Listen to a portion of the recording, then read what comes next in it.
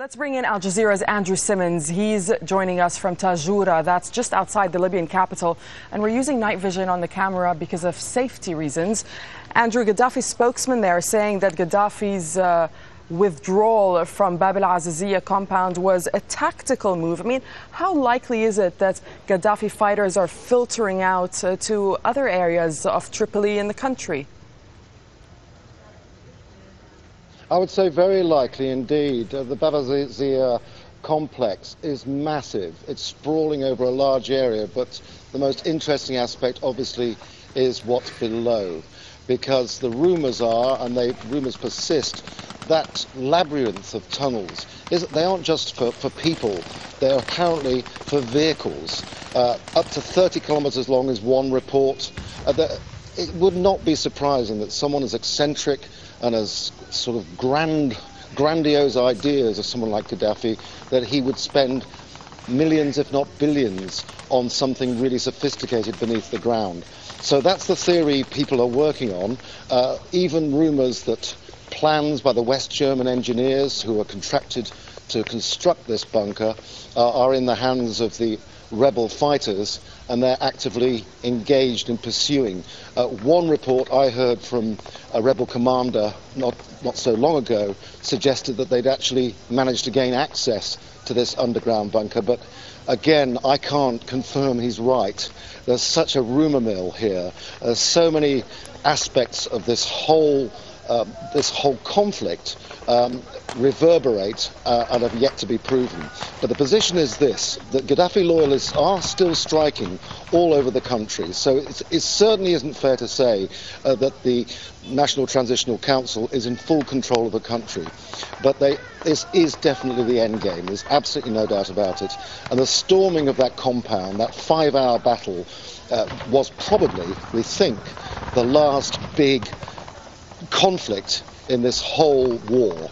Now it's more, perhaps, about making the peace than fighting the war.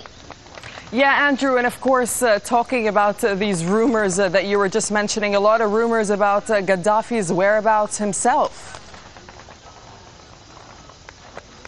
Most certainly, and of course this all hinges on how he could have got away and when he got away. Many people believe that he would have left that complex a good few weeks ago and really be somewhere, perhaps in the desert, some operation, or perhaps underground.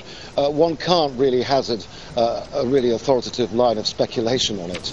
But I have to say also we're hearing reports of attacks in a number of cities. A report that there's been a SCUD missile attack on MISRATA. We can't confirm this, but one source, one news agency is reporting, a spokesman for the military council in MISRATA is saying several SCUD rockets exploded in the MISRATA area. No mention of casualties. I can't confirm that, but NATO confirms that one SCUD missile was fired from the city of Sirte, a long-range missile, but it did not hit the city of MISRATA. It landed on the coast off target. They're notoriously inaccurate, these missiles, but if they were to land in a heavily populated urban area, there would be many casualties. Also reports that many of the Gaddafi loyalists are heading to Sirte.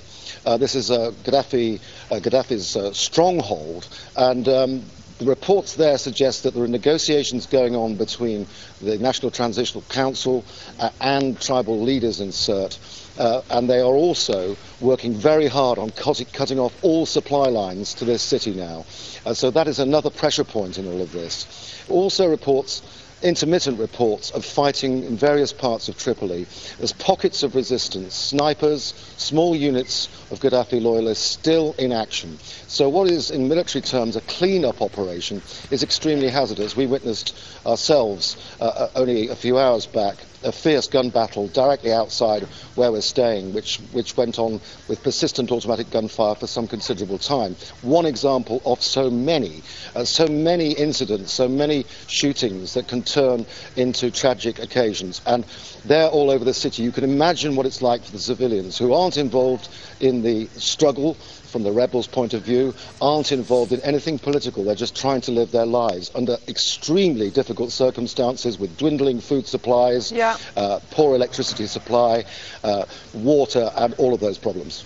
Yeah, we can imagine. Thank you very much, Andrew Simmons from Tajoura. Thank you.